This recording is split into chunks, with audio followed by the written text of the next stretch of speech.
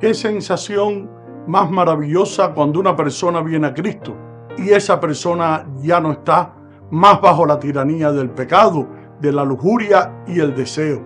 Y es cuando entonces deja de estar sujeto a la servidumbre de una existencia sin propósito y sin sentido.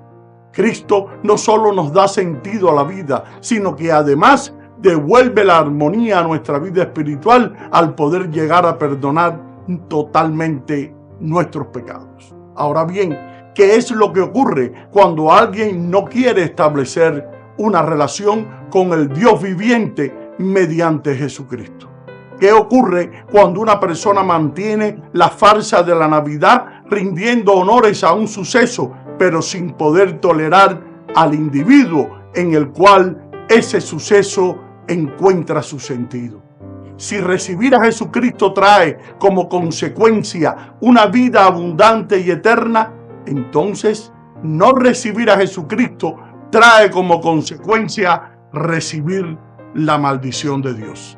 En este pasaje de Juan capítulo 8 vemos que Jesús hace algunas declaraciones muy inquietantes, y debo admitir que algunas de esas declaraciones hacen que este pasaje me sea difícil de analizar y no digamos mucho más difícil de llegar a comprenderlo. No es mi deseo, ni es el deseo de Cristo que alguien entre al infierno, puesto que Dios no quiere eso, como nos dice en 2 de Pedro capítulo 3, versículo 9. La Biblia dice que ninguno perezca, sino que todos procedan al arrepentimiento.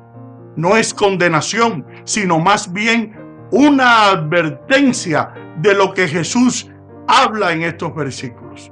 Yo soy René González, ministro de un nuevo pacto, y este es tu canal Escudriñando las Escrituras. Y en el día de hoy estaremos compartiendo una enseñanza llamada etimológicamente un evangelio sencillo. Ya regresamos.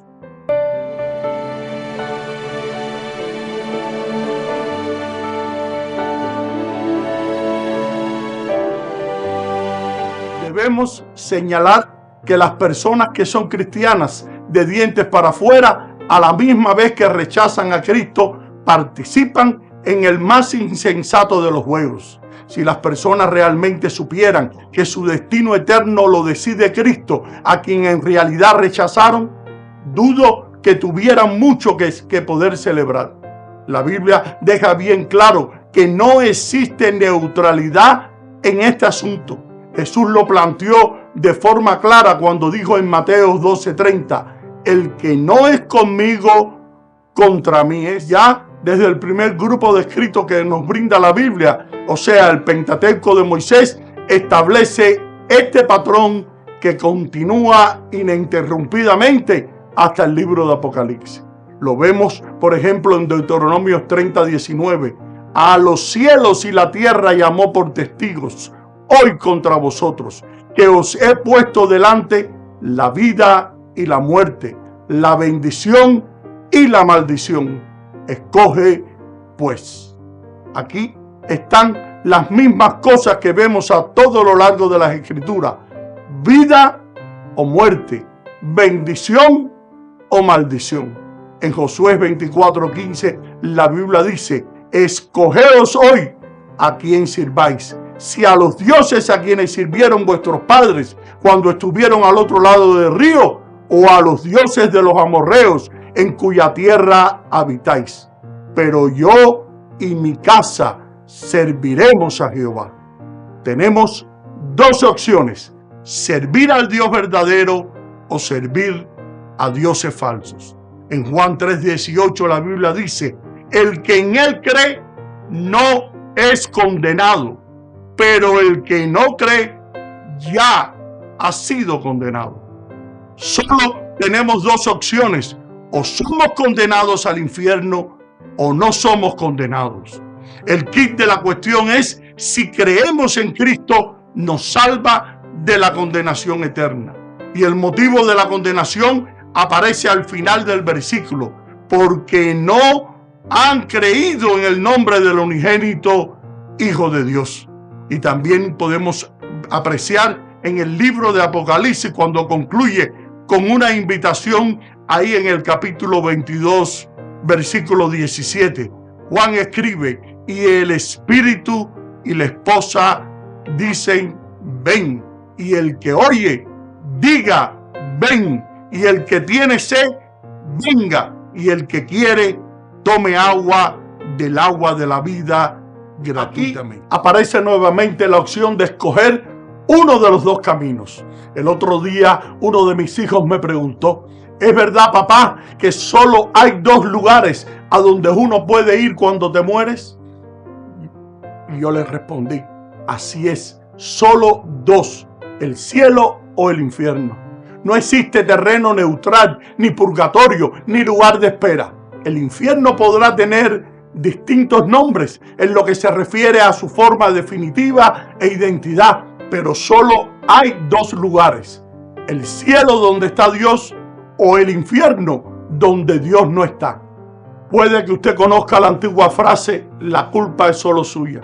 Eso en realidad es bíblico y puede haber una gran discusión teológica con respecto a quién es responsable de que las personas sean salvadas. Si es Dios o si el hombre tiene algo que ver en esto. Pero no hay duda de quién es responsable en la Biblia de que las personas vayan al infierno. Porque dice que el hombre es quien escoge. Jesús corroboró la realidad de que los hombres escogen el infierno cuando enfrentó a algunos de los judíos diciéndole ahí en Juan 5, 39 y 40. La Biblia dice: escudriñad las Escrituras, porque a vosotros os parece que en ellas tenéis la vida eterna, y ellas son las que dan testimonio de mí, y no queréis venir a mí para que tengáis vida. La responsabilidad de no escoger a Cristo es nuestra. En Romanos 1:20 Pablo dice que los hombres no tienen excusa. En Juan 16:8 dice: y cuando el Espíritu Santo venga, convencerá al mundo de pecado, por cuanto no creen en mí. No creer en Cristo es el mayor de todos los pecados. En Apocalipsis 2:21 el Señor condena a Jezabel, quien está induciendo a la iglesia de Tiatira al error, diciendo: y le he dado tiempo para que se arrepientan, pero no quiere arrepentirse de su fornicación. En otras palabras, Dios ha llamado al arrepentimiento, y cuando las personas no se arrepienten ni van con Él con fe, y es culpa de ellas mismas, y ellas solo son responsables de esa decisión. Ahora, en Juan 8, en el versículo 21, podemos observar una poderosa declaración de parte de Jesús dirigida a los líderes judíos. Ahí el Señor dice: otra vez les dijo: yo me voy y me buscaréis, pero en vuestro pecado moriréis. A donde yo voy, vosotros no podéis venir. Aquí Jesús está haciendo una declaración muy fuerte acerca del hecho de que Él irá al cielo y ellos no. Ahora, aunque Jesucristo atendió todas las necesidades físicas de muchas personas, ellas seguían rechazándolo y no queriendo tener que enfrentar la necesidad espiritual de arrepentimiento y de llegar a creer en Él. Un rechazo tan trágico como ese se resumen en las palabras de Juan en el capítulo 1, versículo 11. A los suyos vino y los suyos no le recibieron.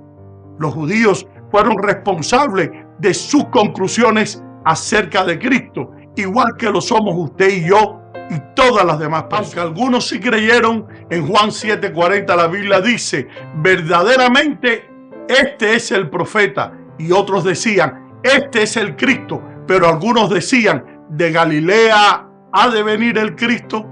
Algunos que lo rechazaron a Jesús les dijo en Juan 5:40: y no queréis venir a mí para que tengáis vida. Pero ellos no tenían a quien echarle la culpa, sino a ellos mismos. No siempre se puede predicar lo positivo. A veces hay que predicar lo negativo, porque lo negativo se necesita para poder llevar a algunos al conocimiento de la verdad, que es Cristo Jesús en nosotros, la esperanza. Si usted nunca se ha entregado a Jesucristo, quedará separado de Él por un gran abismo que nunca podrá franquear por sí solo. Ni todas las buenas obras, ni el fariseísmo, ni la religión de ustedes serían capaces de hacerlo. La única manera en que este abismo puede franquearse es que ustedes reconozcan sus pecados y reciban al Señor como su único y suficiente Salvador. Si tienen el deseo en sus corazones de hacer eso hoy, simplemente oren en sus corazones algo así: Dios, quiero a Jesucristo como mi Salvador y lo recibo ahora, y no quiero morir en mis pecados. Quiero ir a donde estás tú.